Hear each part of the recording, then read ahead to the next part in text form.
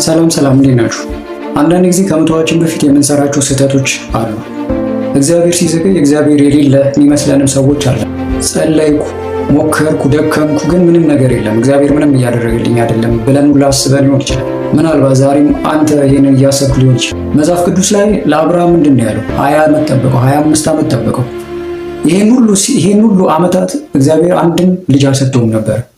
ዘርን እንደ ምድር አሸዋ እንደ ሰማይ ከዋክብት አበዛልሃለሁ ብሎ 25 ዓመት ሙሉ መጠበቅ ትችላለህ፣ መታገስ ትችላለህ። ይዘገያል እንጂ የጸለይክለት የሰራህለት የለፋለት ነገር ይመጣል። አንተም ደክሞ ሊሆን ይችላል፣ ሰልችቶ ሊሆን ይችላል፣ ምንም እየመጣልኝ አይደለም ብለህ አስበህ ሊሆን ይችላል።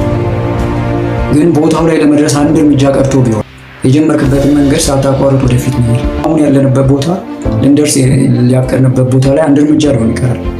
ስለዚህ ወደኋላ እንዳትመለስ። ይህ ቪዲዮ ከተመቻችሁ ላይክ አድርጉልኝ። ይመቻል።